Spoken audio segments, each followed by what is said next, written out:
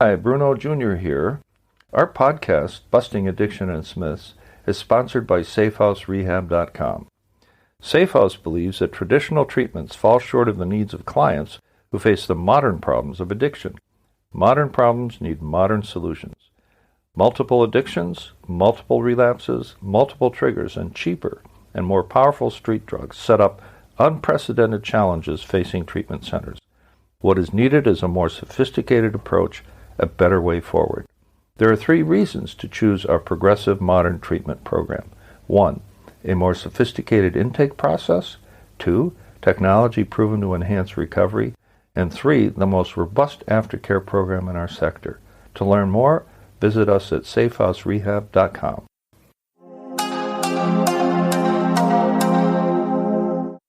Episode 2, Season 8. Isolation kills. I wish to address an issue that has risen in the consciousness of the public since the eruption of the coronavirus epidemic. A personal story. I recently endured a 14-day quarantine upon entering Thailand from the U.S. There was no way to avoid it, as much as I wanted to. I was required, under penalty of law, to stay in my, quote, approved hotel room 24/7. No leaving the room unless under escort to get my COVID test done 3 times in 2 weeks. No physical contact with any human being. Thank God for smartphones and Zoom that allowed at least a virtual connection with other humans, including my good friends in AA. 10 days in, I experienced a panic attack at about 5 a.m. The last time this happened to me was about 7 years ago, after I woke up because I had trouble breathing. My wife knows I'm claustrophobic in the extreme. A closed MRI test? No way. My isolation triggered my claustrophobia. Here I was in an okay hotel room, just one room, feeling very boxed in. I was in fact living in a box about 18 by 16 feet plus a bath. I talked to someone, but I didn't want to wake my wife. Fortunately, 5 a.m. in Thailand is about 5 p.m. U.S. Central Time. My sponsor and I chatted for a few minutes, and I also spoke to another AA friend. The coolest thing about my AA friends is that they will always be there for me and for each other, and they get it. They've been there isolated and alone until they chose to reach out and accept the help that was so freely given by those who had also suffered in the same hell of isolation that awaits all who enter.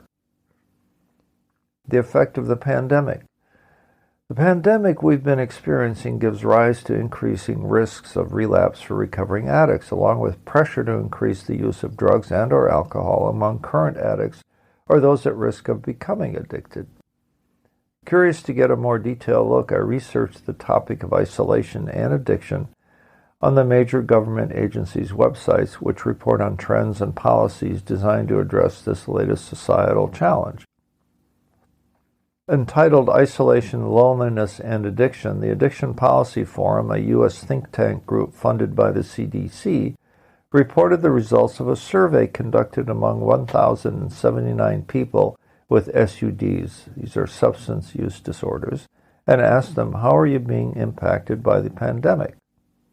The findings are revealing. 20% reported that their or a family member's substance abuse had substantially increased since the start of the pandemic. Measures on worrying, sadness, and fear, all measured separately, were all up 40 to 62%. The forum also analyzed the data on 500,000 urine analysis results and found the following increases in incidence of the following drugs post versus pre-pandemic. Cocaine, up 10%. Heroin, up 13%. Methamphetamine, up 20%. And fentanyl, up 32%. Overdose deaths in reporting counties were up 62%. Post versus pre-pandemic. It was taking longer for addicts to get into treatment, and 14% could not get any help at all. The pandemic caused the closure of many treatment facilities due to the shortages of staff and or cash. Rising unemployment saw many more low-income people, those most likely to lose jobs to begin with, staying home and isolating, unable or unwilling at that point to connect to friends or to professionals for help in easing loneliness and cravings. The summary by the Addiction Policy Forum report states that, quote, The stresses of the pandemic and social isolation resulting from distancing measures are taking an especially greater toll on those attempting to achieve recovery. That's why isolation kills. What we are taught in recovery is that one of the key signs of addiction is the increasing tendency to withdraw from the normal activities of life and to isolate from the family. This happens because of shame and fear of being found out. In recovery, we are taught ways to help us end the isolation that had us imprisoned in solitary confinement. Here are just a few of the keys that unlocked the cell doors and had us walking in the sunshine at last. We are taught that we are not bad people deserving punishment. Rather, we are sick people who need to heal. There's no more shame in having an addictive disorder than there is of having diabetes.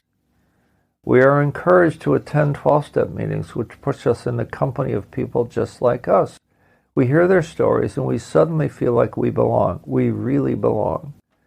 We adopt a sponsor with whom we can have a close, intimate friendship wherein we disclose what's been bothering us, and we get to unload the secrets that have kept us sick.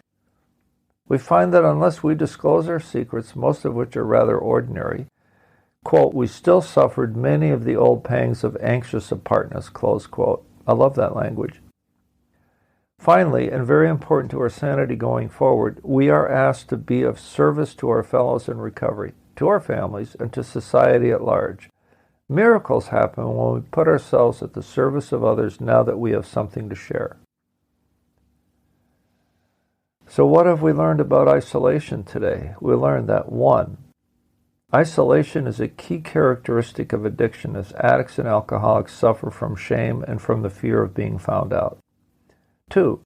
The pandemic exacerbated the addiction problem due to the need for social distancing and rising unemployment among vulnerable populations. 3.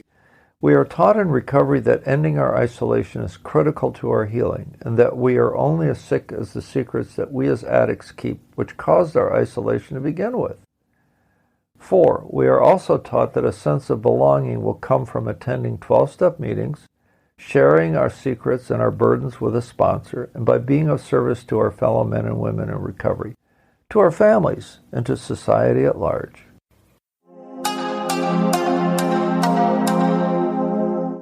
Our podcast is sponsored by SafeHouseRehab.com, a modern approach to recovery.